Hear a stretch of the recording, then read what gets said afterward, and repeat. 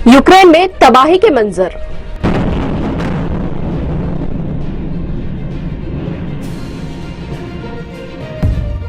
नमस्कार, मैं रूपाली बर्वे और आप देख रहे हैं वेब दुनिया की खास पेशकश WD नाउ।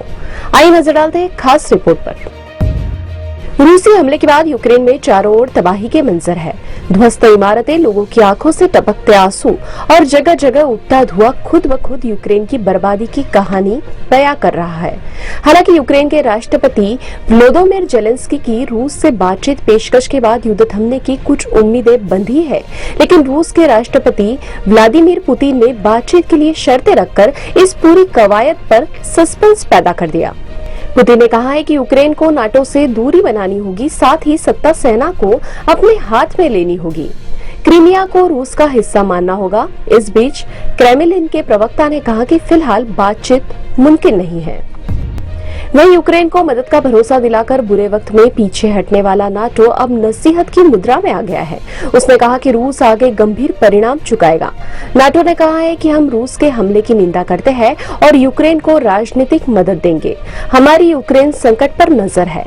नाटो ने रूस को आगे गंभीर परिणाम चुकाने की चेतावनी देते हुए कहा कि वह युद्ध तत्काल रोके और यूक्रेन से बातचीत करे।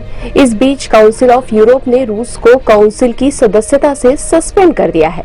हालांकि रूस के विदेश मंत्री सर्गेई लावरोव ने शुक्रवार को कहा कि रूस पड़ोसी देश यूक्रेन पर कब्जा नहीं करना चाहता और पुतिन के आह्वान पर यूक्रेन की सेना के हथियार डालने के बाद मॉस्को यूक्रेन के साथ बातचीत के लिए तैयार है। इस बीच रूस ने संयुक्त राष्ट्र सुरक्षा परिषद के निंदा प्रस्ताव पर वीटो कर दिया है। इसमें मॉस्को से यूक्रेन पर हमला रोकने और सभी सैनिकों को वापस बुलाने की मांग की गई है। संयुक्त राष्ट्र सुरक्षा परिषद में शुक्रवार को इस प्रस्ताव के पक्ष में 11 और विपक्ष में 1 मत पड़ा। चीन, भारत और संयुक्त अरब अमीरात मतदान से दूर रहे। यूक्रेन के राष्ट्रपति जेलेंस्की ने ऐसे हमलों को रोकने के लिए अंतर्राष्ट्रीय मदद की गुहार लगाई है, क्योंकि उन्हें आशंका है कि रूस लोकतांत्रिक रूप से चुनी गई उनकी सरकार को बेदखल कर सकता है। यूक्रेन में बड़े पैमाने पर लोग हताहत हो सकते हैं और वैश्विक अर्थव्यवस्था को नुकसान पहुंच सकता है।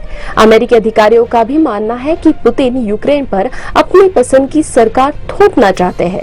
कीव पर रूसी हमले के डर से रात होते ही हजारों लोग भूमिगत बंकरों और मेट्रो स्टेशनों के भीतर चले गए। खबर यह भी है कि राष्ट्रपति जेलेंस्की अंडरग्राउंड हो गए हैं। वहीं यूक्रेन ने दावा किया है कि उसने रूस के 1000 सैनिकों को मार गिराया है। हालांकि रूस का कहना है कि वह शहरों को निशाना नहीं बना रहा, लेकिन पत्रकारों ने कई रिहायशी क्षेत्रों में तबाही का मंजर देखा है। कीव के मेयर विटाली क्लिटस्को ने कहा कि शुक्रवार को शहर में एक बहुमंजिला अपार्टमेंट में एक रॉकेट हमले से आग लगने के बाद कम से कम 3 लोग घायल हो गए। इस बीच भारत सरकार ने भी यूक्रेन में फंसे विद्यार्थियों को वापस लाने के लिए मुहिम तेज कर दी है। भारत के 470 विद्यार्थियों का जत्था रोमानिया पहुंच चुका है। वहां से उन्हें विशेष विमान से भारत लाया जाएगा।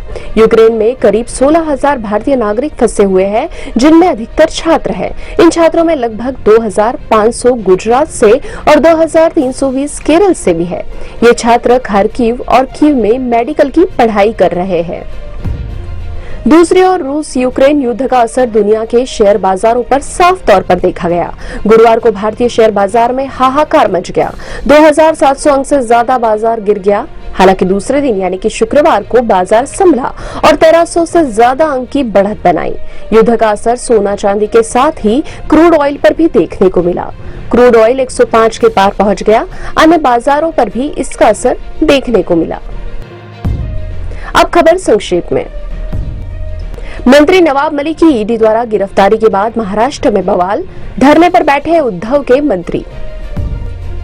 भारत में 1.5 लाख से नीचे आए कोरोना के एक्टिव केस। संक्रमितों की संख्या 4,28,00,000 से हुई ज्यादा। कसिनो के विज्ञापन में फोटो देख भड़के सचिन तेंदुलकर।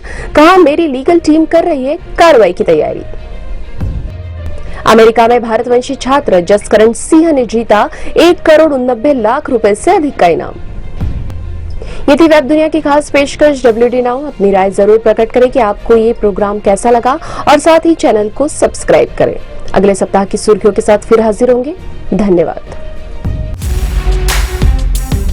वेब दुनिया पर 5 राज्यों के विधानसभा चुनावों का महा कवरेज। चुनाव से जुड़ी हर खबर पर रखिए नजर सिर्फ वेब दुनिया के साथ।